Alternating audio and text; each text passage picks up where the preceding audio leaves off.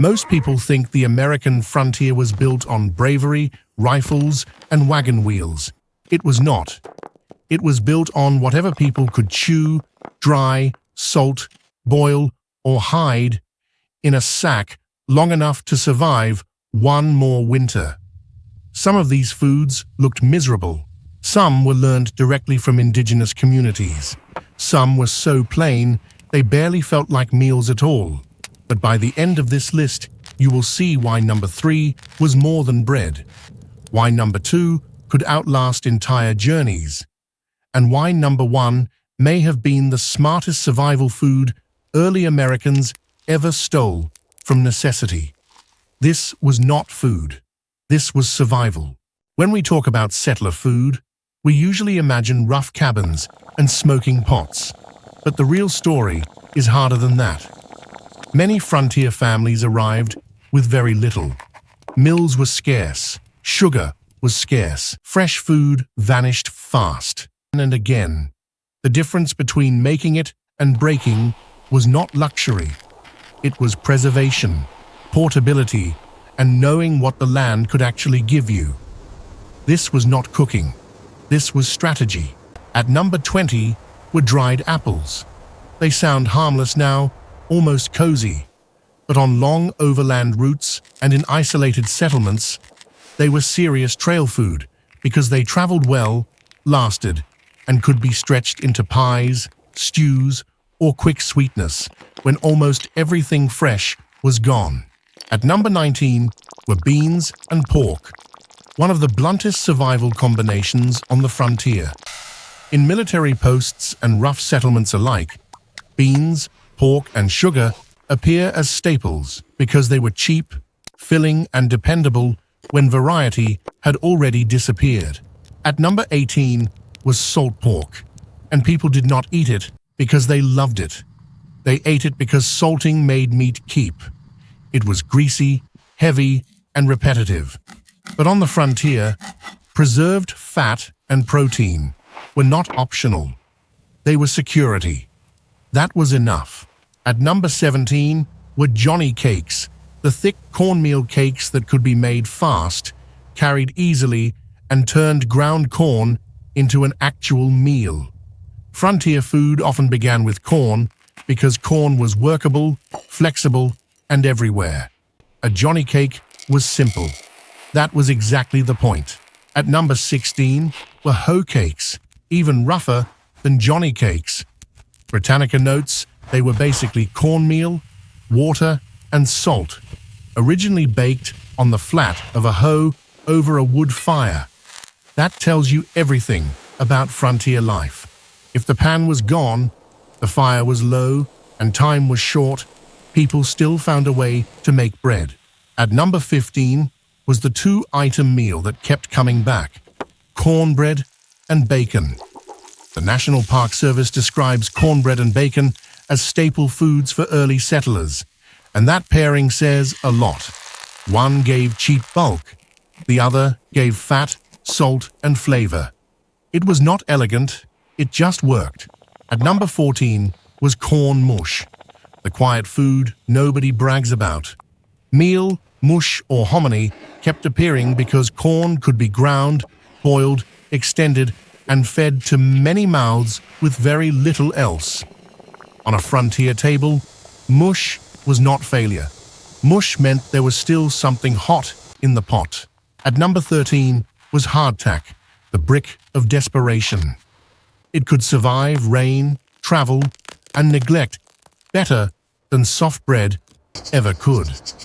Trail accounts and pioneer recollections keep mentioning hardtack because when fuel failed, when time failed, and when the weather turned bad, hardtack was still there. Hard, joyless, and still there. And here is what no one tells you. The deeper you go into frontier food, the less this story is about recipes. It becomes a story about storage, about waiting out distance, about learning, often from native people, that survival belongs to the foods that do not spoil, do not complain, and do not need much. At number 12 was maple sugar. In places where store sugar was scarce or expensive, families made their own sweetener from trees. One pioneer recalled that many people supplied themselves with maple sugar, and that memory matters because sweetness on the frontier was not small. It was morale. It was proof that winter had not taken everything. At number 11 were shucky beans, also called leather breeches. These were dried beans, hung and saved for cold months, and the National Park Service still describes them as part of winter eating among early settlers. That is frontier logic in one dish. Preserve what summer gives you, or winter collects the debt. At number 10 was dried pumpkin. Today, it sounds almost strange, but settlers dried pumpkin for pies and stretched meal with it when supplies ran low. In other words, even dessert ingredients were survival ingredients first. Frontier families did not waste sweetness. They stored it. At number 9 were wild berry preserves and plum jam. One Minnesota recollection describes families gathering wild grapes for jelly and making jam from wild plums. That sounds pleasant until you remember what it really was. A way to trap short seasons inside jars so the dead months would not feel completely empty. At number 8 was jerked venison, meat cut, dried, and carried because fresh meat never stays fresh for long. Frontier and travel accounts describe dried venison and jerked meat again and again because once an animal was taken, losing that protein to spoilage was not just wasteful, it was dangerous. At number 7 was poke salad, one of the strangest foods on this list.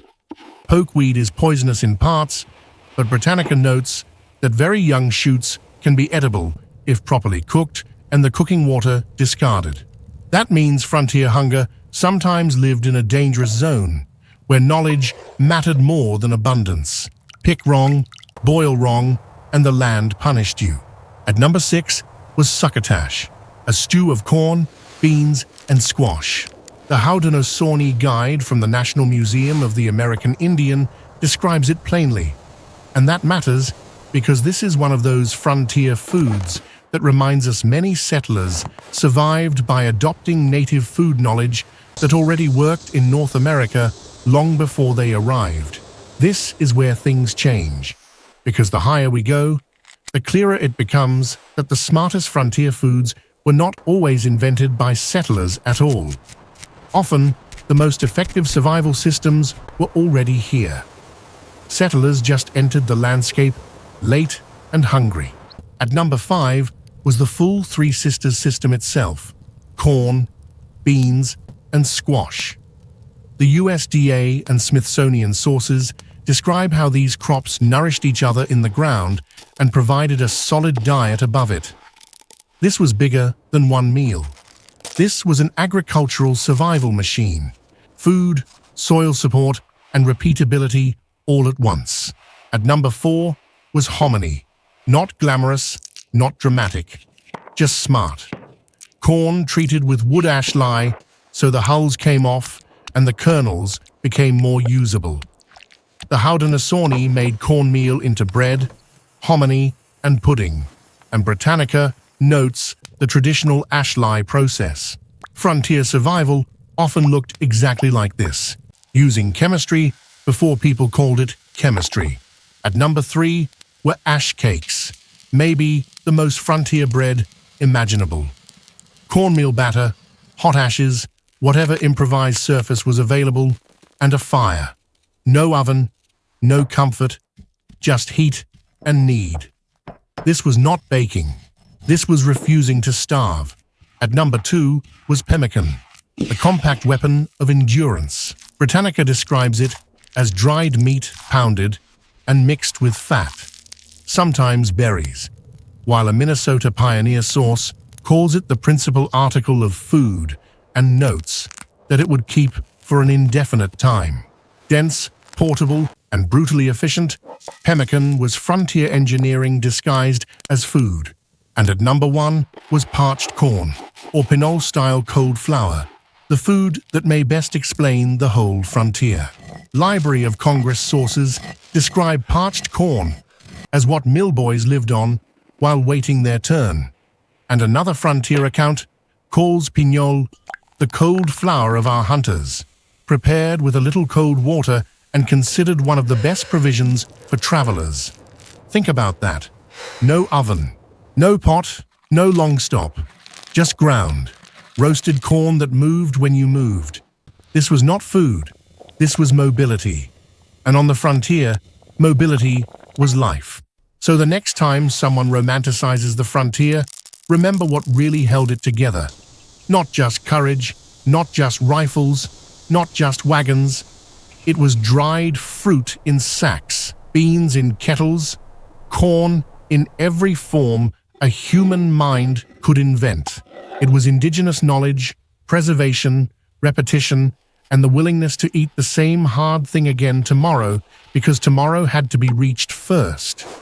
Which one shocked you most? And which one would you actually try?